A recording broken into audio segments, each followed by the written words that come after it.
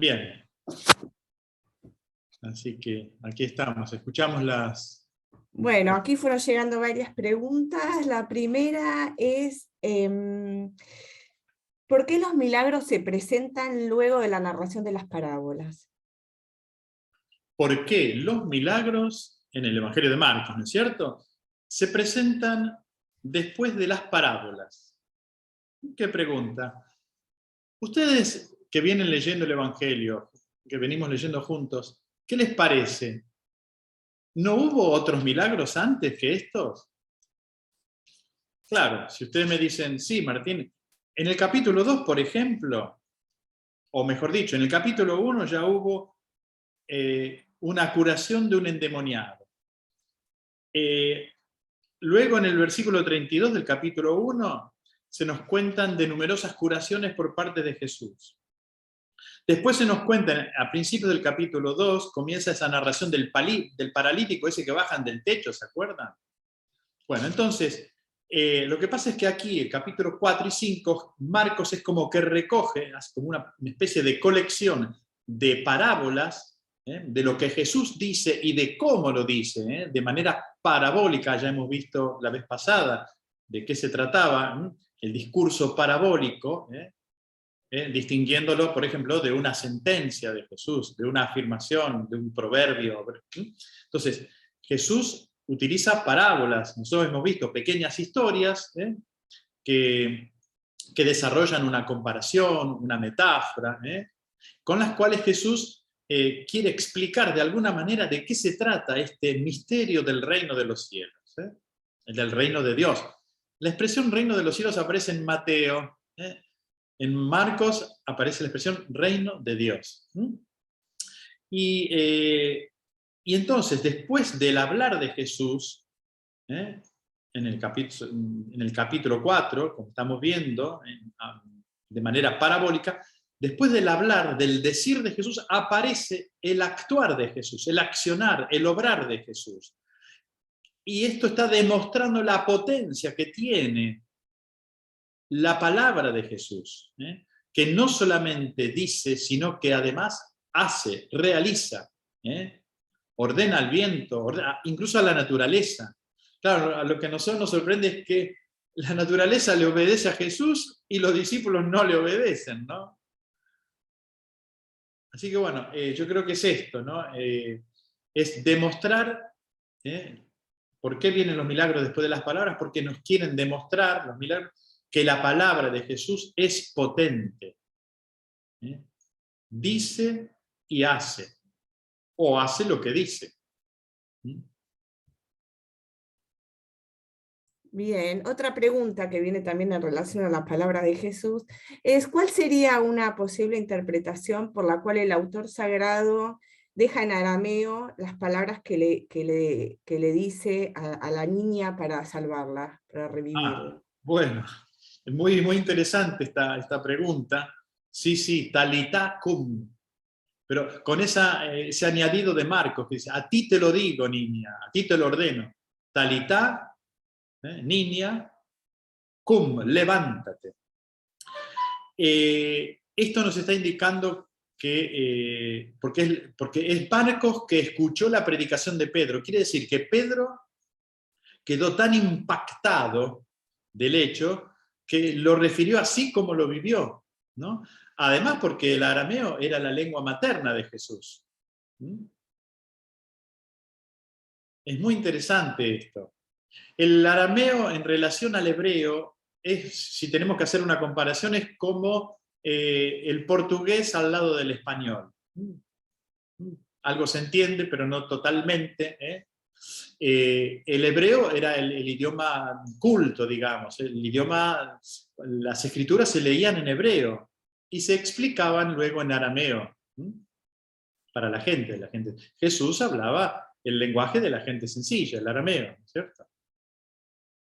Aunque también conocía el hebreo.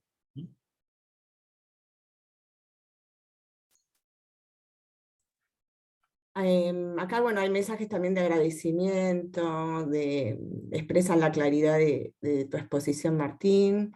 Y acá Sandra dice, me llama la atención cuando dice que salió de Jesús una energía, ¿cómo sintió que lo tocó habiendo tanta gente? Creo que como tocamos al Señor, Él lo siente y quiero tocarlo cada día con más amor.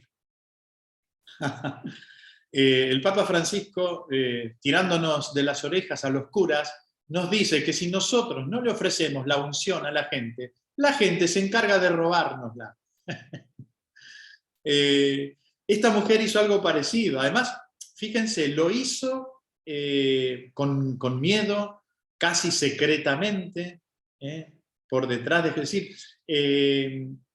Jesús sabe, los discípulos le dicen, Señor, todo el mundo te está tocando y tú... No, Jesús sabe perfectamente cuando de él sale una energía especial, ¿no? ¿Y qué hace? ¿Por qué Jesús pregunta, ¿quién me ha tocado? Porque lo que quiere hacer es sacar a la mujer del anonimato. Eso es muy importante, porque Jesús quiere entablar con nosotros una relación interpersonal. Y esto es muy importante, porque fíjense, nosotros antes o después nos vamos a enfermar, todos, ¿no? Y además nos vamos a morir. Lo digo, todos lo sabemos, pero a mí nunca me va a pasar, ¿no? Decimos a veces. Entonces, más allá de lo que nos suceda, lo importante es la relación con Jesús. Eso es muy importante. Porque si no reducimos la figura de Jesús a un taumaturgo, a un curandero, y Jesús es mucho más que eso. Y si Jesús realiza un milagro, lo hace para entrar en relación, para entablar una relación con nosotros. Los signos son esos. Juan, el Evangelio de Juan, no va a hablar de milagros, sino va a hablar de signos prodigiosos, ¿no? Y en el capítulo 20, en una primera, Juan tiene dos conclusiones. En la primera conclusión dice, muchos otros signos realizó Jesús, signos prodigiosos. Estos, dice Juan, han sido escritos para que ustedes crean. Crean. ¿Qué significa crean? Confíen en mí, se adhieran a mí. La fe es eso. ¿Qué es la fe? Si yo les pregunto. Es la adhesión, eso lo dice el Catecismo de la Iglesia Católica, adhesión vital y comprometida con la persona de Jesús. Entonces, estos signos, dice Juan, han sido escritos para que ustedes crean y para que creyendo tengan vida en abundancia. Así que ese es el objetivo de los milagros, ¿no? De las acciones prodigiosas de Jesús. No simplemente resolver un problema médico, curarlo, o simplemente un problema social, dar de comer, ¿no? La multiplicación de los panes. No. Va más allá, más allá. Recuerden que el mismo texto que habíamos mencionado hace 2 minutos, en el capítulo 2, ¿no? Este paralítico que bajan desde el techo, ¿no? Jesús le pregunta a los fariseos, a los escribas que ya están murmurando, ¿no? ¿Qué es más fácil decir a este hombre? Levántate, toma tu camilla y anda, o decir tus pecados te son perdonados, ¿no? Y entonces Jesús, para mostrar que él tiene un poder invisible, les muestra mediante la curación, que es algo visible, la fuerza que Jesús tiene. Solo Dios puede perdonar pecados. Y en ese sentido, la crítica de los fariseos y los escribas es correcta. Solo Dios puede perdonar. Bueno, aquí estamos frente al Dios hecho hombre, ¿no? Bueno, Silvia levantó la mano. Ahora vamos a abrir el micrófono para que pueda... A ver...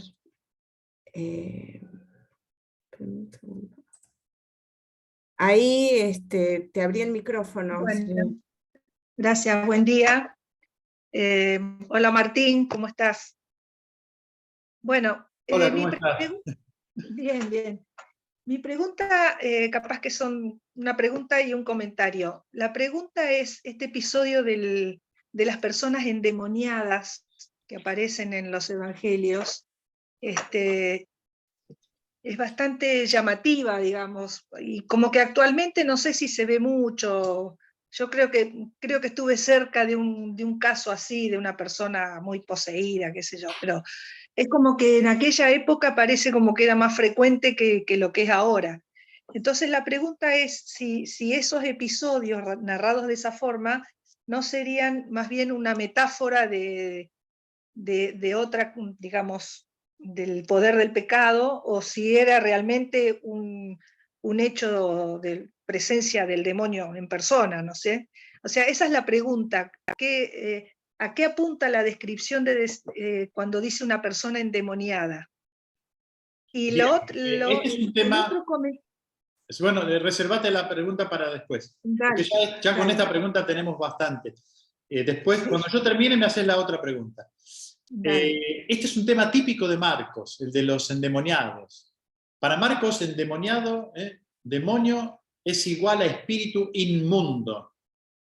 Espíritu, porque es una potencia, pero inmundo, que se opone, es inmundo porque se opone al Espíritu Santo, se opone al proyecto de Dios. Entonces, ¿lo podemos tomar como una metáfora? Claro, claro que sí, pero también es una realidad. La metáfora está expresando una realidad. Pero en el tiempo de Marcos, estamos hablando de 2000 años atrás, no se conocía tanto la ciencia médica. Entonces, aquellas enfermedades, hoy ya se sabe, y qué sucede, bueno, no todo, pero bastante, qué sucede internamente en el hombre. Ellos dicen, porque hoy podremos distinguir entre enfermedades, ellos, mejor dicho, en aquel tiempo distinguían entre las enfermedades internas y las enfermedades externas. Por ejemplo, la lepra, se veía. Entonces, si la enfermedad era interna, no se sabía qué tipo, entonces decía, tiene un espíritu inmundo. Entonces, los milagros, porque acá estamos tocando el tema de los milagros, son acción extraordinaria de Dios que supera, que va más allá de los conocimientos científicos. Y esto sirve incluso para las causas de canonización. Es decir, lo que no se puede explicar científicamente, por ejemplo hoy, ¿no? Supongamos, no se puede explicar científicamente por qué esta persona tenía un tumor de una, no sé, una pelota de tenis, por ejemplo, ¿no? Y de repente desapareció, sin la intervención médica, ¿no? Entonces, no, cuando el médico dice, porque el médico no tiene que hablar de milagro, eso es un tema teológico, el médico tiene que decir, acá sucedió algo extraordinario. Antes estaba, el pronóstico es grave, esta persona en 3 meses se tendría que estar muriendo, y acá desapareció el tumor, la persona está viviendo. Entonces, con los conocimientos médicos que hoy tenemos, esto lo referimos ya, también podemos ir atrás, al tiempo de Jesús. Entonces, con los conocimientos médicos del momento, toda otra acción extraordinaria es una intervención de Dios. Es una intervención de Dios, ¿no? Que actúa en favor del hombre. Entonces, ciertamente está, por ejemplo, una persona que vive entre los sepulcros, que se hace daño a sí mismo, algo le está pasando. Nosotros decimos así, después lo mandamos al psicólogo, pero decimos, a este algo le está pasando. No puede ser que viva entre los sepulcros, que viva encadenado, que viva de esta manera. Gente que a veces nosotros vemos por la calle, desgraciadamente, ¿no? Entonces, hay algo interno que le está sucediendo. Bueno, ahí está. Son fuerzas que lo están oprimiendo a la persona. O en el caso de aquellos que se dejan doblegar por otros, ¿no? Que se someten, que se dejan esclavizar, ¿no? Entonces, la intervención de Jesús lo que hace es liberar a la persona desde dentro y en muchos casos curar. Y fíjense, y estos son hechos, o sea, los relatos del Evangelio tienen una base histórica. No quiere decir que haya sucedido exactamente así como lo cuenta Marcos, pero tiene una base histórica. Por ejemplo, que el jefe de la sinagoga haya experimentado en carne propia, que todo el mundo le dice, ya está muerta, la niña está muerta, no lo molestes más a Jesús, ¿no? O si vamos al caso del Evangelio de Juan, la resurrección de Lázaro, ¿no? Señor, le dice Marta, ya van 4 días, 3 días, huele, incluso huele mal. O sea, tanto la hija del jefe de la sinagoga como en el caso del hermano de Marta y María, están muertos. Y la acción, la palabra de Jesús, los vuelve a la vida. Entonces, hay una intervención potente de Jesús, ¿no? Que después también podríamos leer en clave metafórica. Eso sí también. ¿Por qué no? Claro. Bueno, y te quería hacer Jesús, el otro comentario. Jesús nos libera. Sí. Yo no sé cuando ustedes van a rezar a la iglesia, a veces nosotros somos medios comerciales, tenemos una religión media comercial, no vamos a la iglesia para pedir, simplemente para... Y nosotros tendríamos que ir a la iglesia para estar frente a Jesús, y escucharlo y dejarlo actuar, ¿no? Y decir como San Francisco, Señor, ¿qué quieres que haga? ¿No? Y dejarnos amar por Jesús y experimentar su bondad, no simplemente para pedir algo, ¿no? ¿Qué es lo que nos sucede a los padres? Que los hijos se relacionan con los padres solamente o para pedirle plata o para pedirle permiso para ir aquí o allá. No, y los padres están esperando que el hijo disfrute de la paternidad, de la maternidad, ¿no? Que es tan lindo. Entonces, se dan cuenta, Jesús nos quiere llevar a un plano superior. Bueno, la segunda pregunta era... Claro.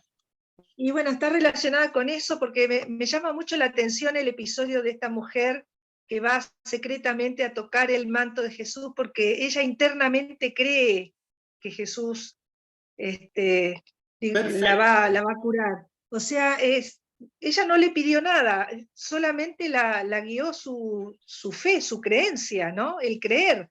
Y que muchas veces uno dice, sí, yo creo, pero a veces nos quedamos en creer con la mente y falta ese hálito interior de creer por esto, nada más, por estar cerca de Jesús y que sea una cuestión más profunda. O sea, eso quería comentar, ¿no? Que a veces muy bien. hay diferencias. El tema de la fe, creer. La mujer creyó en Jesús. Ella, dice el Evangelio, sabedora de lo que se decía de Jesús, se acercó por detrás entre la gente y tocó su manto. Ella creyó que Jesús tenía un poder. Entonces, para que se realice un milagro, nosotros ya hemos hablado del hecho extraordinario, de la potencia de Jesús, pero no basta, es necesaria la fe de la persona, Claro. que la persona confíe que Jesús realmente puede. Claro. Dice el Papa Francisco, Dios está más dispuesto a dar que nosotros a pedir y a recibir. Dios está más dispuesto a dar que nosotros a pedir y a recibir.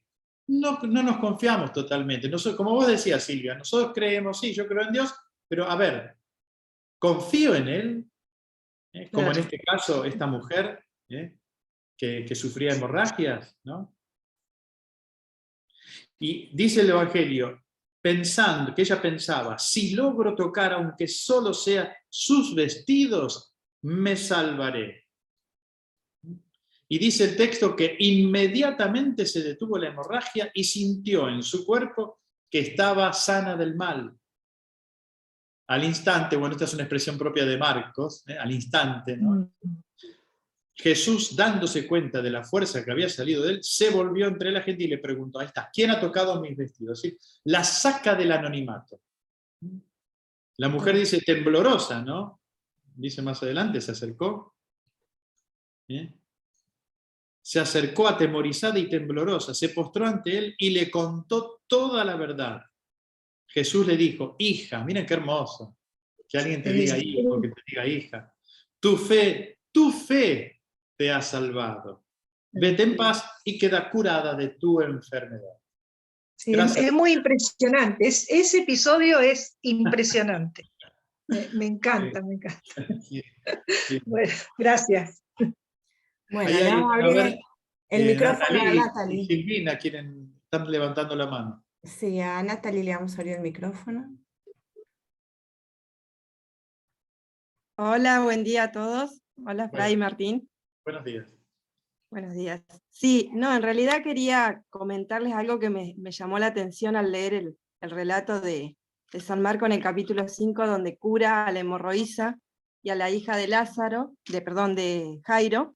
Sí. Dice en el versículo 25, se encontraba allí una mujer que desde hacía 12 años padecía de hemorragias. Y en el capítulo 42 dice, enseguida la niña que ya tenía 12 años se levantó y comenzó a caminar. No sé, por ahí leí esto de los 12 años, si tiene alguna relación paralelismo. Mira, vos sabés que yo también me preguntaba, lo tengo que investigar realmente, si tiene algún significado, pero sí, es una coincidencia, exacto. Te agradezco que me hayas dado los versículos, el versículo 25 y el versículo 42 de este capítulo 5. Y es verdad, es como una coincidencia. No sé, a ver, de hecho, Marcos relata los dos milagros en uno, digamos, de manera conjunta, uno engarzado dentro del otro, ¿no? Decíamos, uno dentro del otro. Otra coincidencia podríamos decir que se trata de dos mujeres, ¿no? Una es una niña y otra es una mujer adulta, digamos, ¿no? Sí, sí. Sí, 12 años. Lo voy a investigar, yo mismo me lo anoto, a ver si tiene algún significado estos 12 años. Muy bueno. Gracias. Bueno, De le nada. vamos a dar el micrófono a Silvina para que pueda hacer su pregunta.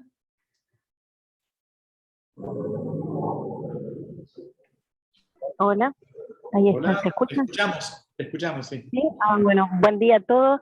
La verdad que a mí este capítulo me dejó muchísimo, ¿no? Estos dos relatos son muy enriquecedores y, bueno, hay más coincidencias. Silvina, no te escuchamos bien, nos cuesta escucharte.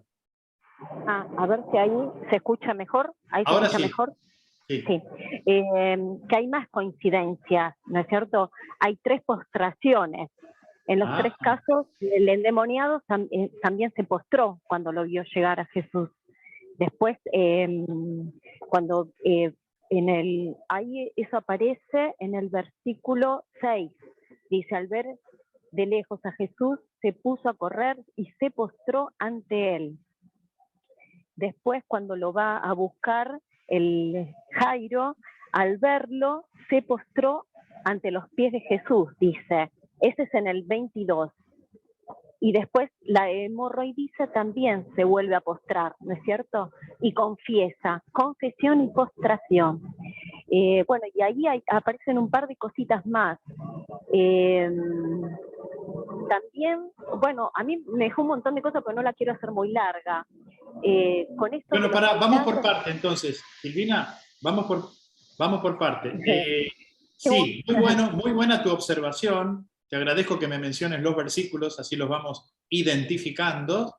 La postración frente a Jesús expresa el dominio irresistible del Hijo de Dios.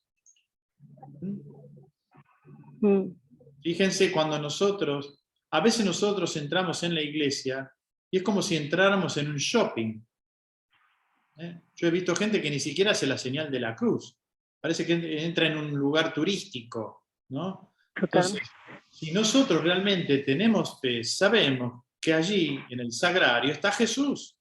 Por eso nosotros normalmente hacemos la genuflexión, ¿no? Entonces, pero eso depende mucho de la actitud nuestra y del reconocimiento de que allí realmente está Jesús. Entonces, esta gente lo reconoce, el endemoniado lo reconoce. Todos los personajes que aquí aparecen reconocen en Jesús algo especial. Por ahí no saben exactamente qué es el Hijo de Dios o qué, pero bueno, pero de a poquito es justamente, Marcos nos tiene que llevar a responder a la pregunta, ¿quién es este hombre? ¿No? Todo un itinerario. Piensen ustedes que el Evangelio de Marcos fue escrito para los que iban a recibir el bautismo en la Comunidad de Roma, para los catecúmenos. Entonces, a Marcos le preocupa responder a la pregunta, ¿quién es este? ¿Quién es Jesús? Comienza haciendo preguntas más generales, ¿no? ¿Qué es esto? ¿Una doctrina expuesta con autoridad? ¿Qué es esto? Para pasar después a personalizar la pregunta. ¿Quién es este? Y fíjense, a mitad del Evangelio, Pedro dice, tú eres el Cristo. Y al final el centurión, viéndolo morir de esta manera, dice, verdaderamente este era el Hijo de Dios. Es decir, ahí está, se completa la comprensión de la persona de Jesús de Nazaret. ¿Querías hacer otra aclaración, una pregunta? Sí, porque me parece muy rico, a mí tengo un montón de cositas.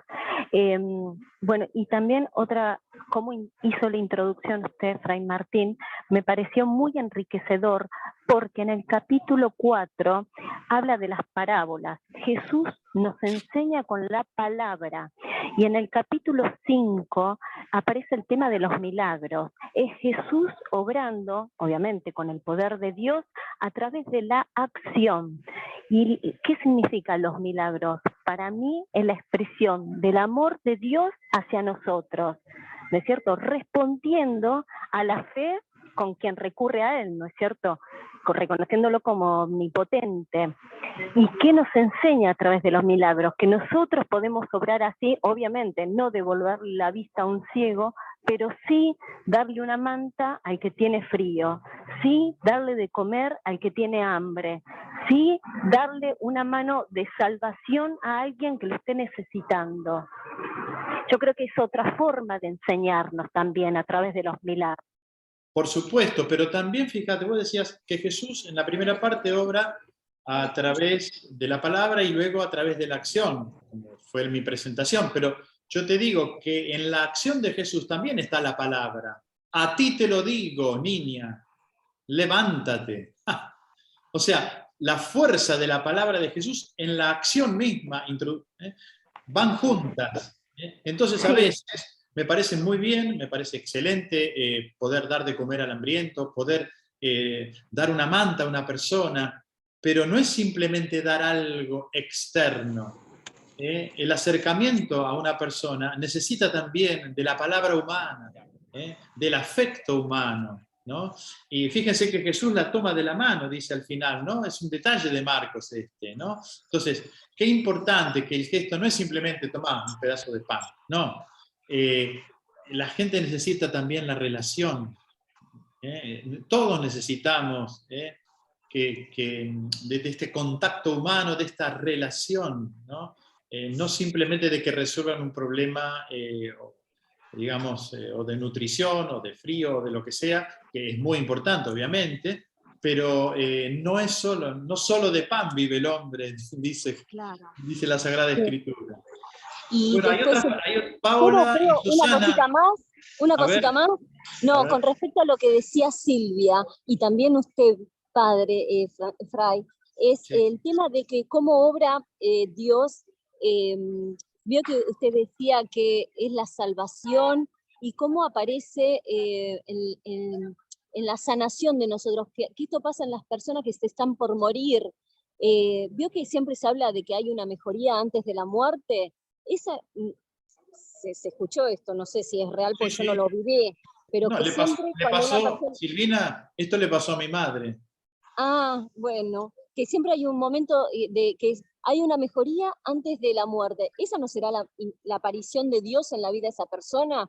Bueno, primero, no sé si siempre es así. En el caso de mi madre fue así. Ella estaba muy mal, fue la última semana, y de repente se recuperó con una lucidez increíble que le duró 3 días. Después se volvió a poner mal y se murió, ¿no? Acá hay médicos, yo estoy viendo, Viviana, por ejemplo, no sé, Viviana, si lo que digo es correcto, es decir, no siempre sucede esto, no siempre hay una lucidez y después la persona se muere. Bueno, si uno tiene un accidente no te da ni tiempo. No te da ni tiempo. ¿No? Pero no hay apariciones de ángeles, ese tipo de cosas. No. A ver, a veces hay relatos en las historias de los santos que por ahí, pero que son un cliché del modo de contar la historia. Pero bueno, pero sí que Dios está presente de una manera misteriosa. A veces por ahí se puede observar en el rostro de la persona algo extraño, algo extraordinario, a veces no. Yo puedo compartir con ustedes que en el caso de mi madre, ella me explicó, porque yo celebraba, fueron esos 3 días que tuvo de lucidez, yo celebraba a las 3 de la tarde la misa al pie de la cama, y en una ocasión ella me dijo, mira Martín, cuando terminó la misa yo sentí un alivio enorme, y no sabía cómo explicarlo. Me dice que cuando uno tiene, es como cuando vos tenés mucho frío y vienen y te abrigan, o como una nube que baja, ¿no? Y pasa y te deja en paz. Bueno, el Señor se hace presente, ¿no? Y por eso es importante, y se hace presente en los momentos de mayor fragilidad de nuestra persona. Y a veces esto se puede contar, a veces no se puede contar. No sé si, Viviana, ¿querés decir algo con respecto a esto? A ver, dale el micrófono a Viviana. Pedí la autorización, ahí está. Sí, sí, ya la abrí. Hola. Hola. Bueno, respecto a la parte médica, digamos, uno no puede afirmar esta mejoría que ocurre en los pacientes, pero sí fuimos testigos, sí somos testigos de estas cosas que suceden. O sea, no es solamente su madre. Pasa muy frecuentemente esto de que el paciente en el final de vida, en los últimos días, ¿no?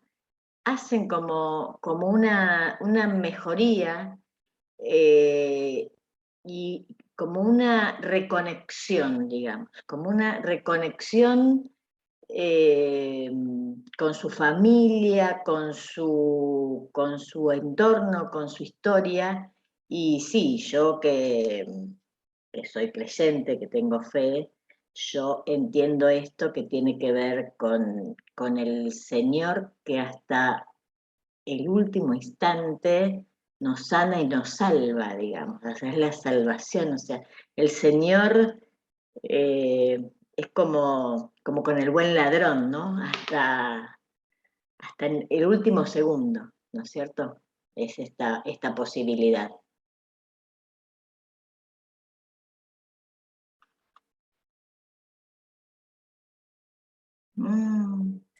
Fray Martín está muteado.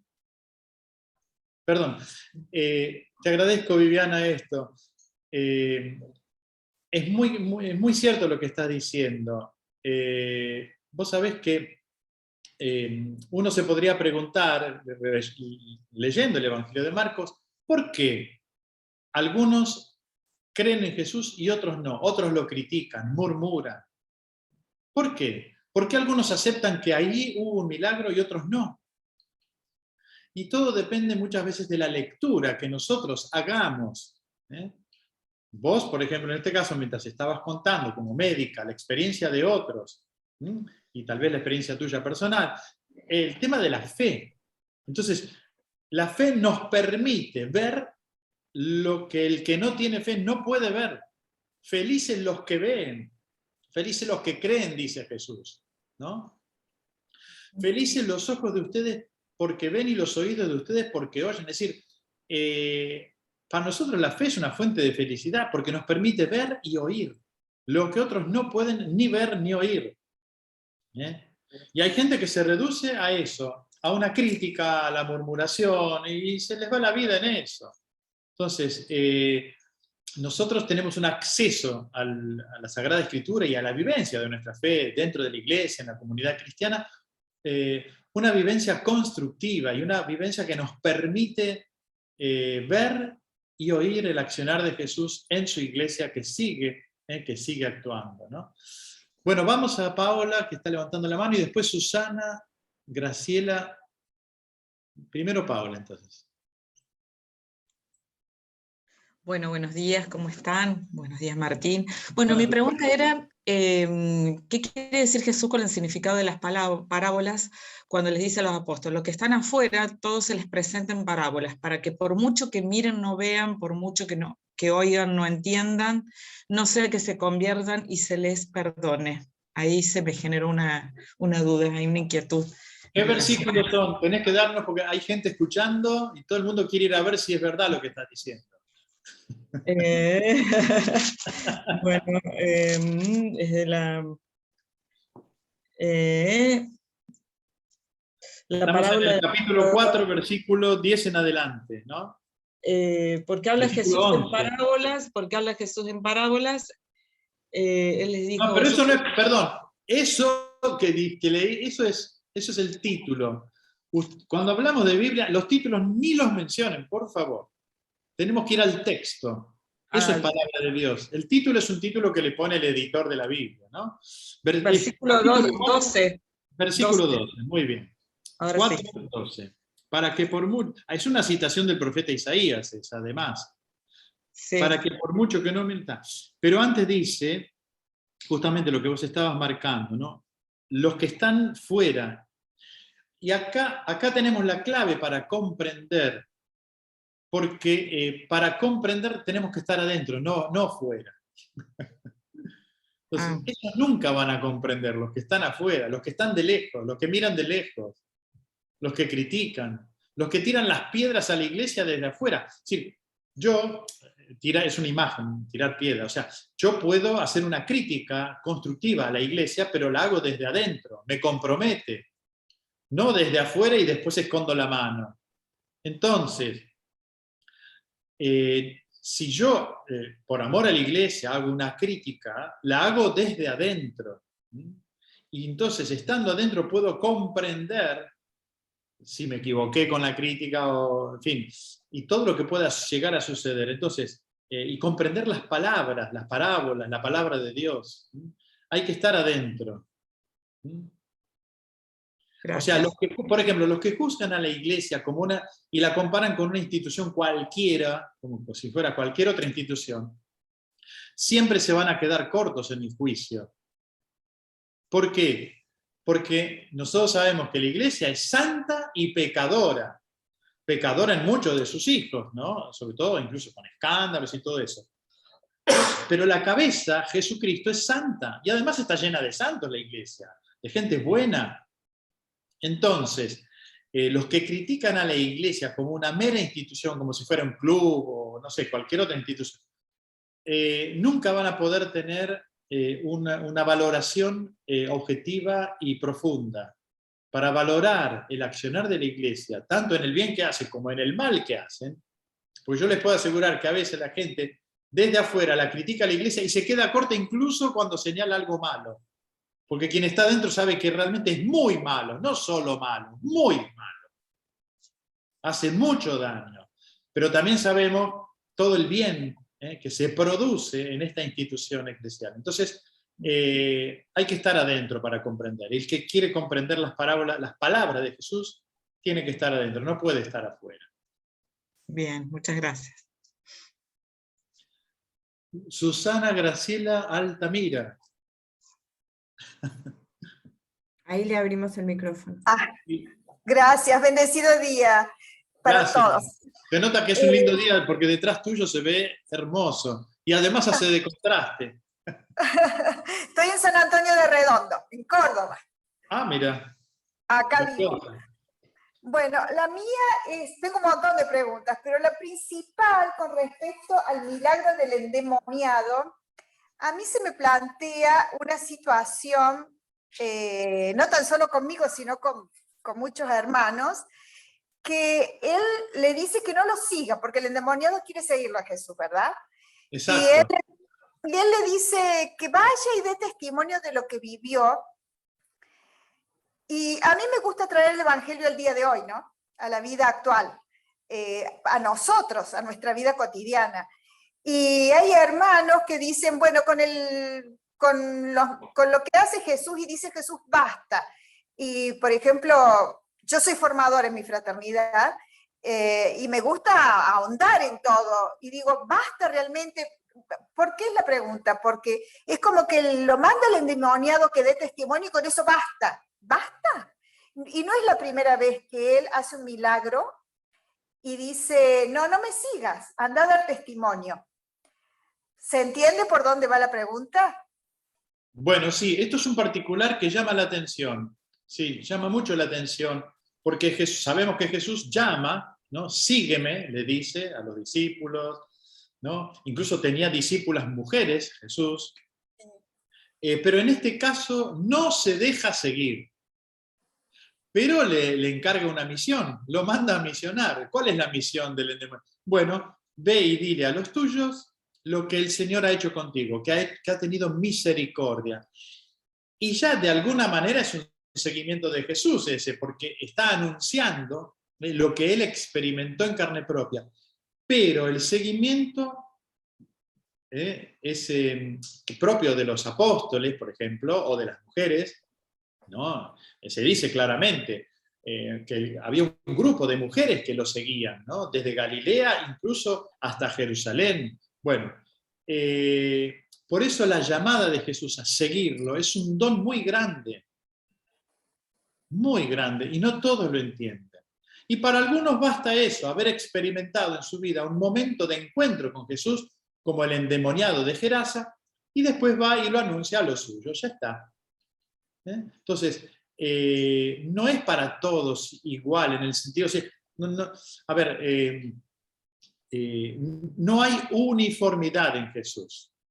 No existe la uniformidad, todos tenemos el mismo info. No. Para cada uno de nosotros, el Señor tiene lo que cada uno de nosotros necesita, ni más ni menos. A algunos les pide que los sigamos de cerca, digamos, que dejemos todo y estemos totalmente dedicados a Él, ¿no? A otros no, a otros les pide que lo sigan, sí, pero formando una familia, lo cual significa ocuparse de un trabajo, de mantener un trabajo, de una relación matrimonial, de una relación con los hijos. Bueno, es ahí donde se lo sigue a Jesús concretamente, ¿no? Ocupándose de lo que se tiene que ocupar. A ver, no es para todos iguales en este sentido, ¿no? Y cada uno de nosotros tenemos que descubrir cuál es nuestra vocación. No sé si alcancé a responder a tu pregunta, Susana. Más o menos, porque... Más o menos, me di cuenta, sí, a ver. Se me plantea esto en la formación de mis hermanos, yo soy la formadora. Sí, ¿y cuál es la pregunta específica? Bueno, me llevó a del milagro, porque como que con eso bastaba, ¿no es cierto? Con dar testimonio bastaba. Sí. Y muchas veces cuando queremos profundizar en ciertos textos, o del catecismo, o de la iglesia, dicen, no, si Jesús dijo que el evangelio basta. Entonces me cuesta a mí ahondar en muchos temas de la iglesia en mi fraternidad, porque hay hermanos que no... Perdóname, vos decís que algunos hermanos dicen, con el evangelio basta. Claro, sí, yo sé que con el evangelio pero el evangelio tiene muchos relatos, este es uno de los tantos. Es uno de los tantos, claro. Claro, si vos tomás, si ellos dicen con el evangelio basta, bueno, a ver, leamos todo el evangelio, no una partecita. O cuando queremos ver la regla, profundizar en la regla, compararla, la regla franciscana, ¿no es cierto? Compararla con la Biblia, con el catecismo, con documentos de la iglesia que han emitido los papas. Perdón, estoy trayendo un tema muy mío, muy personal, pero me llevó a esto, ¿no? A ver, vos querés decir, a ver si te entiendo, o si te entendemos, que hay un compromiso. No simplemente decir, bueno, basta el evangelio, lo escuché, me quedo con los míos, me quedo encerrado en mi casa, sino que hay un compromiso que va más allá del núcleo familiar, digamos, por ejemplo, o del núcleo, o de la fraternidad. Yo creo que sí. Bueno, el evangelio invita a esto, y la doctrina social de la iglesia, por supuesto. Nosotros, fíjense, hablando de formación, el Papa Francisco dice, cuando habla de educación, dice, la educación no es simplemente formar gente útil a la sociedad, sino gente capaz de transformarla. A eso estamos llamados todos. No simplemente ser una persona útil. Bueno, yo soy, no sé, médico, abogado, bueno, soy útil a la sociedad ejerciendo. No.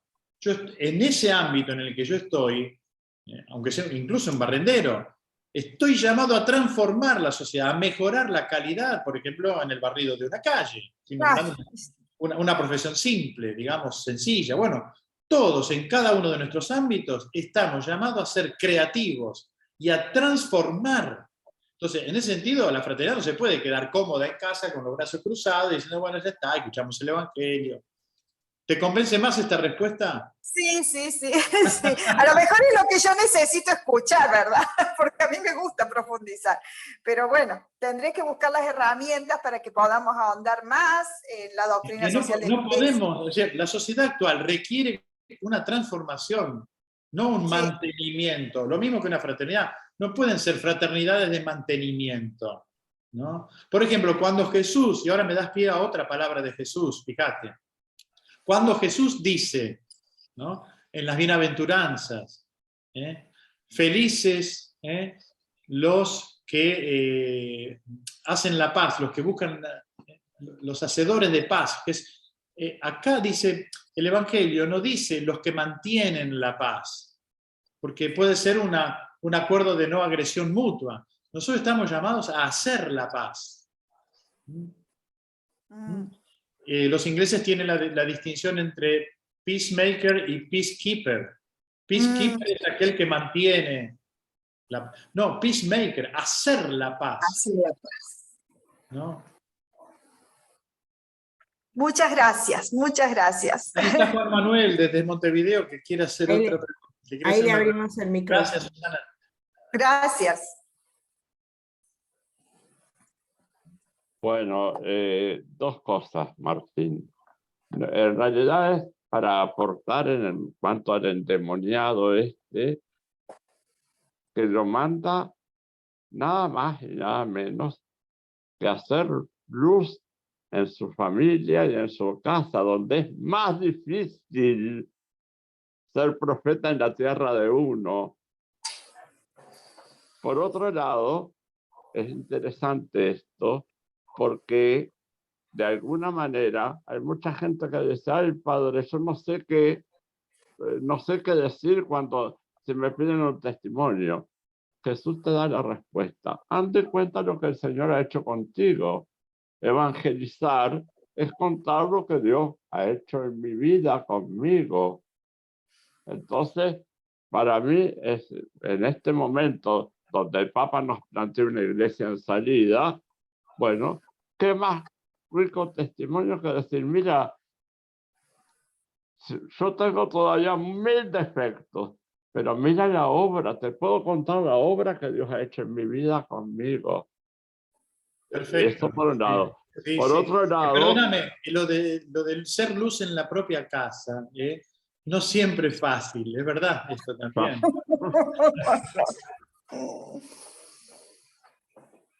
Sí, tal cual, Juan, tal cual. A veces es mucho más difícil, ¿no? Es mucho más difícil.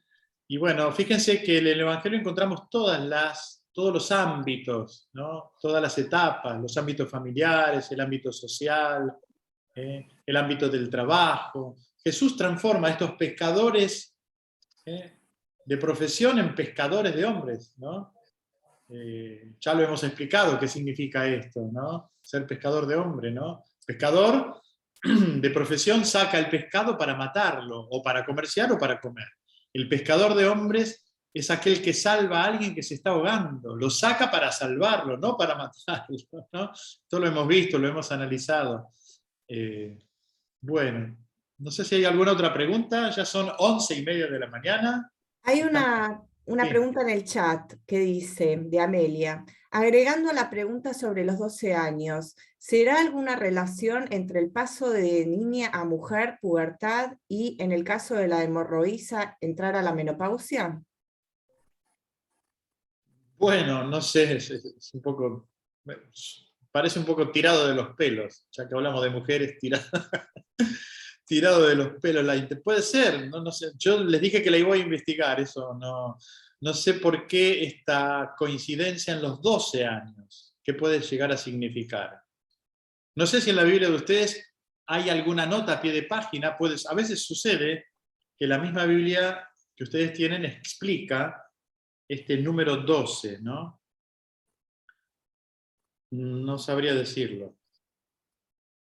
Yo creo que la honestidad intelectual sigue siendo una virtud, para todos.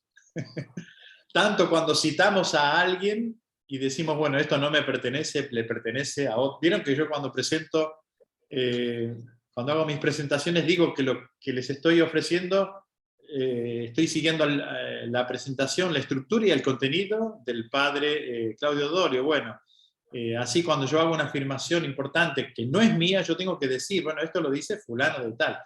Eso, por ahí va la honestidad intelectual. Y también la honestidad intelectual va cuando uno no sabe algo, bueno, no tener miedo de decir, mira, esto no lo sé, lo tengo que estudiar, lo tengo que profundizar. Bueno, acá Paola tiene otra pregunta, me parece. A ver, ahí te abrí el micrófono. Y Viviana también parece. Mirá. Sí, buen día. En relación a que hablaban sobre la paz, bueno, yo me fui a Mateo, Mateo 34, donde dice que no penséis ¿Cómo que... 34? Mateo no tiene 34 capítulos. Será un versículo ese. Perdón, versículo 34. ¿En qué capítulo? 34, Jesús, señal de contradicción. No, capítulo. ¿En qué capítulo? Mateo Mateo tiene 28 capítulos. O sea que 24 es un versículo. Un versículo de un capítulo. A ver, el capítulo. Dice 34, Jesús, señal de contradicción.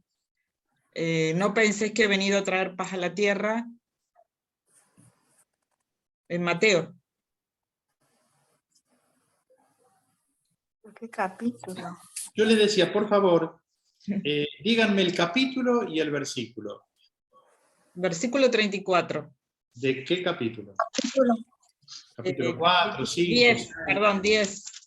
Ah, capítulo 10. A ver, léeme el texto. No penséis que he venido a traer paz a la tierra. No he venido a traer paz, sino espada. Sí he venido a enfrentar al hombre con su padre, a la hija con su madre, a la nuera con su suegra. Y los enemigos del hombre serán los de su propia familia. Bueno, un poco interpretar eso que se habló recién en relación al tema de la paz, de transformar, y bueno, y acá habla de que va a haber, entendí como que va a haber un momento de tensión. Sí, bueno, sí.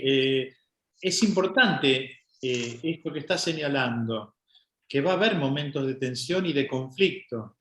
No porque Jesús los quiera crear él, sino porque la adhesión a Jesús va a hacer que nosotros tomemos actitudes y opciones contrarias a la opinión del mundo, a la opinión mundana, si querés decirlo, ¿no?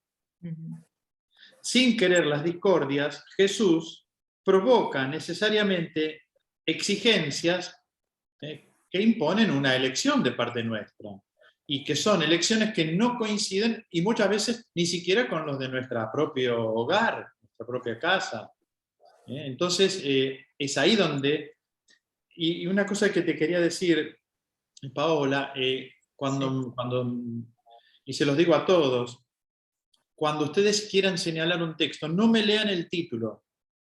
Bueno. Díganme el capítulo y el versículo. Primero, el Evangelio al cual se refieren. Capítulo y versículo. Los títulos se los ponen digamos, el editor, no el evangelista. El editor no es palabra de Dios. Los títulos no son palabra de Dios. Es simplemente para decirnos, bueno, a ver cuál es el contenido que está dentro de esos versículos. Correcto, gracias. Acostumbrémonos a ir directamente al texto que es la palabra, ¿no? Que es el texto sagrado. Bien. Así que bueno, sí, Jesús será señal de contradicción, pero ¿a qué viene esto de Jesús, señal de contradicción, con lo que veníamos hablando? Te pregunto.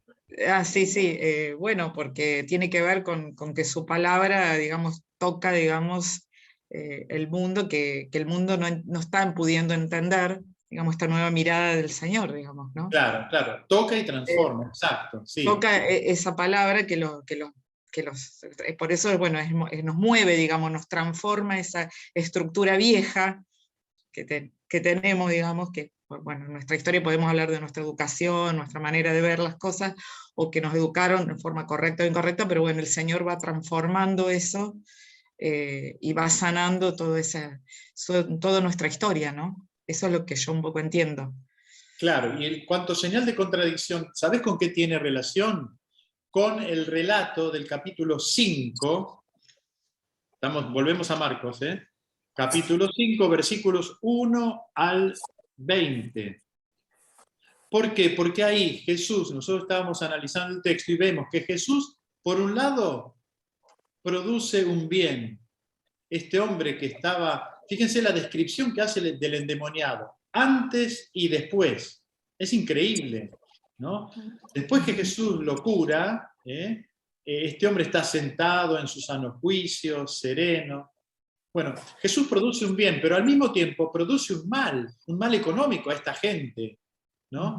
Entonces, en ese sentido es signo de contradicción, ¿no? Por eso hoy podíamos dar como ejemplo el caso de los traficantes de drogas. Si hay gente que saca gente de la droga, va contra la ganancia comercial de estos traficantes. O yo conozco varias congregaciones religiosas femeninas que ayudan a las mujeres a salir de la esclavitud, de la prostitución. Bueno, esto le provoca a aquellos que lucran con la piel de otro, con la sangre, les produce un daño. Bueno, en ese sentido, podríamos decir que el Evangelio es digamos, Jesús es un signo de contradicción en el mundo actual, ¿no? Gracias. Vamos a Viviana, entonces, de nuevo. Perdón, y una cosita más. Sí. Y una cosita más, el tema es como, también tiene que ver con un poco el adolescente, porque a veces los valores, cosas de nuestra familia que no están correctas, o cosas que uno va viendo, tiene que ver con que uno va mirando la mirada del Señor, que nos va mostrando otro camino, otra forma de ver, y bueno, tiene un poco que, como, por eso dice con la familia, contradicción con la familia, porque cosas de la familia que hay que cambiar y modificar a esta nueva mirada de Dios. Exacto. Bueno, yo diría que ya son las 11 y casi 40 minutos, que vamos terminando. Aquellos que se quieren quedar un ratito más, acá hay una señora Marta que también está levantando la mano, que quiere, así que aquellos que quieran quedarse un ratito más, nos quedamos unos minutos más, 10 minutos más, respondemos estas últimas preguntas y concluimos. El resto todo el mundo puede retirarse en este momento. Muchísimas gracias. Y bueno, aprovecho para darles una bendición, que el Señor los acompañe en este momento, a ustedes, a sus familiares, y que los bendiga en el nombre del Padre, y del Hijo, y del Espíritu Santo. Amén. Bueno, me imagino que rezarán por mí. Gracias. Adiós. Bueno, para quienes se quedan, podemos responder algunas preguntas más. A Viviana le abrimos el micrófono. Dale, Viviana. Bueno, no, en realidad era en relación a lo que estaba hablando Susana, que yo lo que siento es que uno es testimonio, digamos, el Señor lo envía para dar testimonio de la obra que Él realiza en uno cuando se produce el encuentro sanador y salvador con Él, y que la profundización en el tema tiene que ver con el amor que se genera, que uno quiere conocer al Señor y quiere investigar todo sobre su vida, porque nadie puede amar lo que no conoce. Entonces uno, a medida que va introduciéndose y profundizando en la vida de Jesús, lo va amando cada vez más, queriendo entregarse cada vez más, y siendo, digamos, dejándose modificar por... Tal cual, Viviana, tal cual. En la medida que Jesús nos ayuda a conocernos a nosotros mismos, a conocer lo maravilloso que es existir, en el caso tuyo como médica, lo increíble, lo magnífico que es el cuerpo humano, lo misterioso que es. Basta pensar en el cerebro humano, cómo funciona. Bueno, el cuerpo humano es magnífico. Bueno, empezamos a descubrir cosas. Bueno, y Jesús, la relación con Jesús nos ayuda a ir en profundidad, a conocer qué sentido tiene nuestra existencia. Y entonces sí, nadie puede amar lo que no conoce, dice, como vos citabas a San Agustín. Bueno, en la medida que nos conocemos, podemos amarnos, y en la medida que nos amamos, nos conocemos y podemos valorar a los demás. Nadie da lo que no tiene. Entonces, eso me permite también valorar a los otros, respetarlos, amarlos, en fin. Con esta respuesta podés podés cerrar la grabación, Verónica, y igual seguimos con Marta, con Susana, creo que también está Silvina levantando la mano. Dale